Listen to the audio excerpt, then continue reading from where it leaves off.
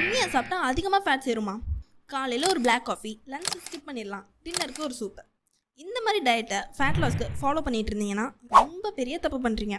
நிறைய பேர் பண்ணுற காமன் மிஸ்டேக் இந்த மாதிரி தப்பான டயட் அண்ட் சாப்பிடாம இருந்தால் தான் ஃபாஸ்ட்டாக ஃபேட் லாஸ் ஆகும்னு நினச்சிட்டு இருக்காங்க.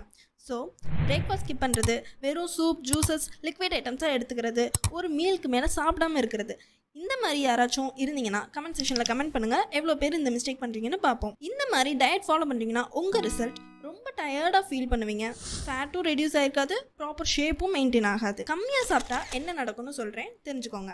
நீங்கள் ஃபேட் லாஸ்க்கு ஃபுட்டை ஸ்கிப் பண்ணி டயட் இருக்கப்போ உங்கள் பாடி என்ன நினைக்கும்னு பார்த்தீங்கன்னா, அச்சோ நம்ம ஏதோ டேஞ்சரில் இருக்கும், நமக்கு ஃபுட்டே கிடைக்கலையே, சர்வைவ் ஆகுறதே ரொம்ப கஷ்டம்னு நினச்சி உங்கள் பாடியில் இருக்க எனர்ஜியை ஃபேட்டாக ஸ்டோர் பண்ண ஆரம்பிக்கும். அப்போது உங்கள் பாடி மெட்டபாலிசம் ஸ்லோவாயிரும், உங்கள் மசிலையே பிரேக் பண்ணி எனர்ஜியாக கன்வெர்ட் பண்ணி வச்சுக்கும். ஸோ ஃபேட்டை பர்ன் பண்ண ஹெல்ப் பண்ணுற மசிலே ரெடியூஸ் ஆயிடுச்சுன்னா எப்படி ஃபேட் லாஸ் நடக்கும்? ப்ராப்பர் மசில் இல்லாமல் உங்கள் பாடி ஸ்ட்ரென்த்து தான் குறையும். ஸோ இதை எப்படி கரெக்டாக அப்ரோச் பண்ணணும்னு பார்த்தீங்கன்னா, கம்மியாக சாப்பிடாதீங்க, பட் பேலன்ஸ்டாக சாப்பிடுங்க. High protein plus strength work out உங்களுக்கு மசில் ப்ரொடெக்ட் பண்ணி பில்ட் பண்ண ஹெல்ப் பண்ணும். Calorie deficit plus full body work out fat லாஸ்க்கு ஹெல்ப் பண்ணும். ஸோ தப்பாக டயட் ஃபாலோ பண்ணிங்கன்னா மசில் லாஸ் தான் நடக்கும், ஃபேட் லாஸ் நடக்காது. ஸோ ஷேப்பே இல்லாமல் ஸ்டில் ஃபேட்டாக தான் தெரிவிங்க.